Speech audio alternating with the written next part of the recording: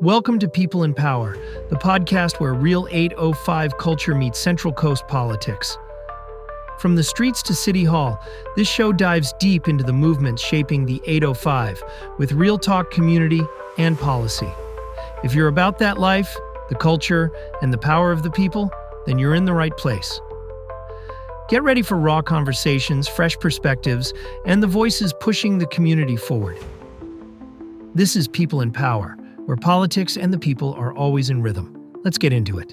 All right, let's dive into these Ventura City Council elections. Yeah. We've got a ton of stuff to unpack here. Candidate statements, campaign websites, even notes from an info session. Wow, yeah. You've been busy. So let's make sure everyone listening is up to speed. What are we trying to accomplish with this deep dive? Basically, we want to help you cut through all the campaign noise and figure out what this election is really all about. Exactly. And one thing that makes this election particularly interesting is Ventura's status as a charter city, right? Absolutely. It means they have a lot more flexibility in how they govern themselves compared to a regular city. They basically have their own set of rules. Like Ventura gets to write its own rule book, and that's definitely apparent in this election. Yeah. All right, so let's jump into the races themselves. District 2 has the incumbent, Doug Halter, going up against Naz Median. Right. What are some of the key differences between these two? Well, Halter's really leaning on his experience, His whole thing is about efficient government, making infrastructure improvements, and using technology to make the city run better. He wants Ventura to, leverage its strengths. He's the incumbent, so that's kind of a natural angle. And Median's coming at it from a different perspective. Yeah. She's really emphasizing her connection to the community and her own background. She talks about her journey as an immigrant. And she's really hammering home this point that she understands the needs of residents.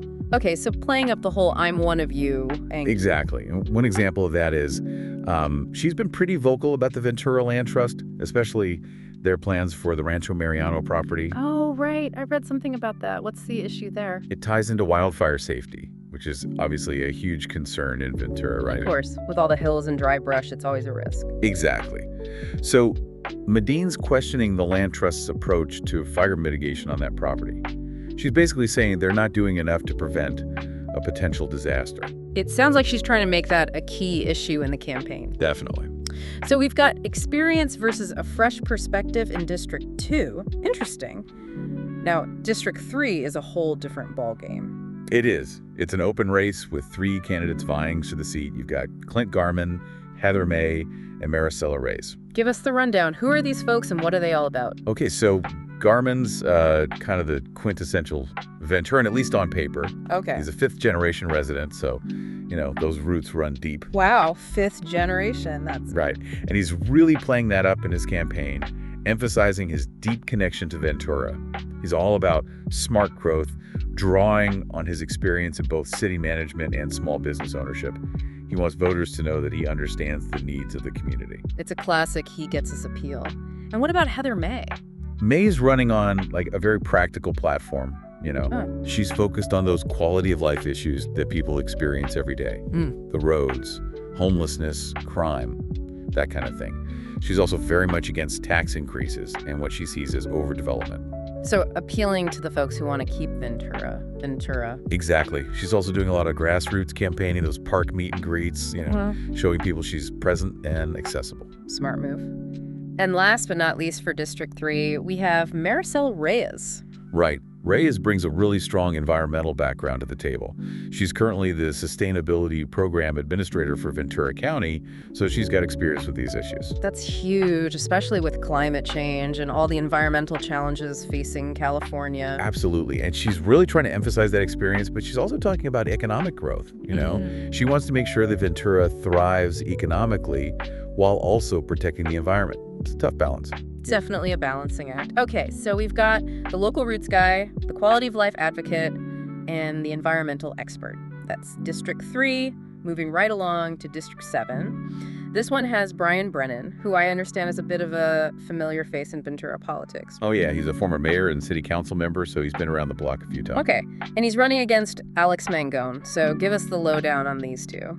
Brennan, not surprisingly, is really playing up his experience. Sure. He's talking about his leadership, his track record, and his ability to tackle those big issues like housing, infrastructure, economic development, all the things that a city council has to deal with. Yeah. He's also racked up a pretty impressive list of endorsements from prominent figures in Ventura. Name recognition and big name support never hurt in local elections, that's for sure. So what about his opponent, Mangone? What's his strategy? It seems like Mangone's going for more of a grassroots, personal touch kind of campaign. He's a local business owner, so he's emphasizing his connection to the community and his understanding of the challenges that residents face. Okay. His priorities seem to be public safety, making sure the city's infrastructure is up to par, promoting economic growth, and protecting the environment. So hitting all the major points, is he doing anything specific to set himself apart from Brennan? Yeah. Instead of relying on those big endorsements, he's planning to hold a series of community events, meet and greets, town halls, that kind of thing. He wants to hear directly from residents. Smart move. It's a classic David versus Goliath scenario. You've got the seasoned politician with all the endorsements, and then you've got the community-focused business owner trying to shake things up. It'll be interesting to see how that plays out. Now, looking across all the districts, there seem to be some common themes emerging, right? Oh, absolutely. One that immediately jumps out is development. Of course, that's always a big one. It's a tale as old as time, right? How do you balance progress with preserving the character of a city? And in a place like Ventura, which has such a unique vibe, it's especially tricky. Absolutely. So how are the candidates approaching this issue? Are there any specific plans or proposals we should be aware of? Yeah, so some candidates are really pushing for stricter adherence to the downtown-specific plan. They argue that it's not being enforced rigorously enough, and as a result, new development is starting to erode Ventura's unique charm. So they want to put the brakes on what they see as runaway development. Interesting. Right. And then there's this whole other layer of debate around the potential adoption of objective design standards. Okay, I have to admit, that one sounds a little wonky.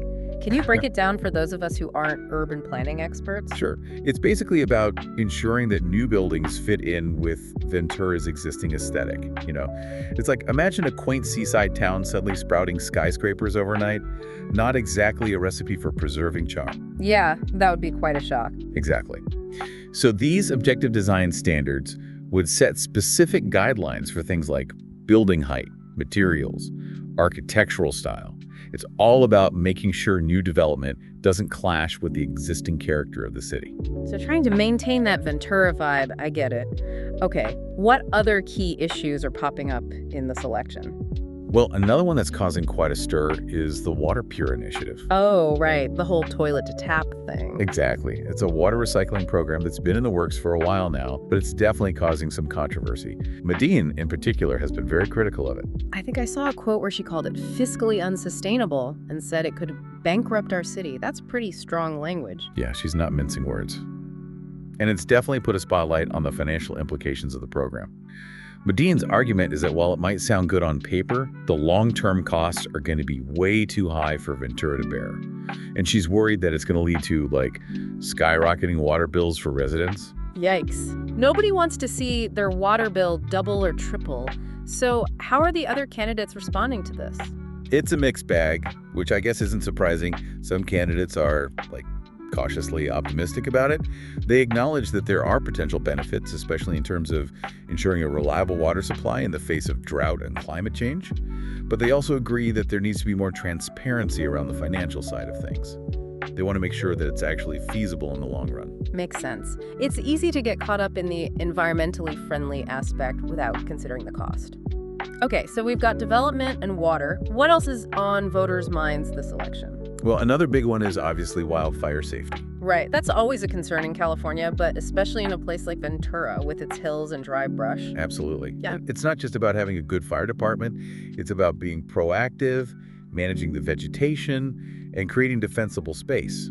And as we talked about earlier, that's where Medine's concerns about the Ventura Land Trust and the Rancho Mariano property come into play. Right. She seems convinced that they're not doing enough to mitigate the risk of wildfires on that property. Exactly. And, wildfire safety is one of those issues that's deeply personal and emotional for a lot of people, especially those who live in fire-prone areas.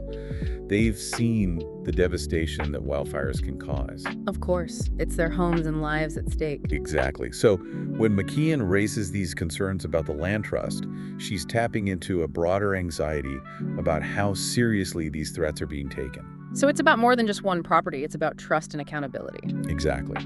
Voters want to know that the people they elect are going to take wildfire safety seriously and that they're going to prioritize the protection of the community. It's about feeling safe in your own home, which is, pretty fundamental. Exactly. Okay, so we've got development, water, wildfire safety. Those are some pretty big issues. Anything else we should add to that list? I think there's a broader theme here that ties all of these issues together, and that's community engagement. Okay, I like that. How so? Well, if you look at the candidates and their campaigns, there's a clear emphasis on transparency, communication, and involving residents in the decision-making process. We've got Madian hosting town halls. Ray is talking about the importance of community input on environmental issues. Garmin promising to be accessible to his constituents. Yeah. It's all about making sure that residents feel heard. I like it. It's about moving away from that top-down approach to government and creating a more collaborative environment. Exactly. And, that's something that I find really encouraging about local elections. Me too. They really do provide an opportunity for residents to have a direct impact on their communities. Absolutely. And in a place like Ventura, with its unique character and challenges, that kind of engagement is more important than ever. Couldn't agree more. So before we took that break, we were talking about Measure P. Right. And this idea of shaking things up a little bit in Ventura City Council.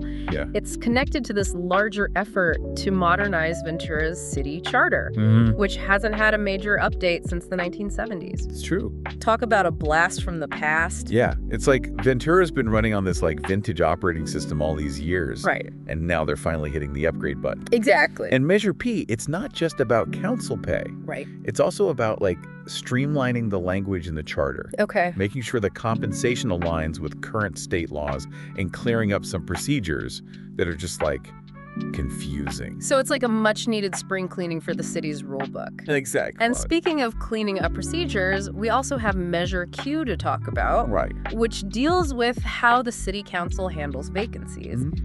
I have to admit, the current process sounds a little bit like something out of a political thriller. Yeah, it's a little convoluted. Yeah. So as it stands, when a city council seat opens up, the council has basically two options. Okay. They can either appoint someone directly to fill the seat, Right. or they can hold a special election. Okay. And special elections, as you can imagine, can get pretty pricey. Yeah. Especially if the county can't combine it with, a regularly scheduled election. Right. That makes sense. So it can put a real strain on the city's budget. So what's the alternative that Measure Q is proposing? So Measure Q would basically simplify things. Okay. Instead of scrambling to find a replacement or having to go through the whole special election rigmarole, Right. the council would be required to appoint someone to fill the seat temporarily Okay. until the next general election. So basically just holding down the fort. Exactly. Makes sense to me. Yeah. It's efficient, fiscally responsible, and it ensures that the seat doesn't stay vacant for too long. Exactly. It seems like this election is about more than just choosing a candidate. It is. It's about deciding what kind of Ventura do you want to see in the future. Yeah. It really seems like at its core, this election is about defining what it means to be Ventura. That's a good way to put it. Right. Is it about holding on to the past? Or is it about embracing change? It's a question that every voter has to grapple with. Totally. And their answer is going to shape the future of the city. Because depending on who they vote for, they're either voting for a Ventura that prioritizes its small town charm, or a Ventura that's maybe a little bit more, forward-looking. Exactly. It's about choosing a direction. And trusting the people we elect to lead us in that direction. Absolutely. And I think we've seen throughout our deep dive into these materials how much emphasis Ventura voters are placing on things like transparency and accountability and community engagement. For sure. Whether it's the debate around the Water Pier Initiative, Right. or the concerns about the land trust, Right. or this push for more wildfire preparedness, there's a real desire for open and honest communication from the city council. Definitely. And a more collaborative approach to government. Absolutely. So this is where you, dear listener, come in. Yes. Get involved, folks. Don't let this deep dive be the end of your exploration of this election. Think of it as a starting point. Exactly. A springboard to further research, to attending community forums, to talking to your neighbors. Ventura is a charter city, which means they have a lot of control over their own destiny. Right. What happens at the local level has a real impact. A very direct impact. So make your voice heard. Absolutely. Because ultimately, Ventura's future is in your hands. Well said. This deep dive has given you the information you need to make an informed decision, but now it's up to you to take that knowledge and actually do something with it. Exactly. Get out there and vote. That's right, because change starts at the local level. It does. And by engaging in local elections, you're not just choosing a candidate. Right. You're helping to shape the future of your community. That's right. So as you're getting ready to cast your vote, really ask yourself, what kind of Ventura do you want to live in? What do you want the future of your city to look like? Exactly. And which candidate shares your vision? Awesome. Well, on that note, I think we've done our due diligence here. I think so too. We've explored the issues, we've analyzed the candidates. We've done our homework. We've given our listeners a lot to think about. We have. So until next time, Ventura, stay informed, stay engaged, and most importantly, get out there and vote.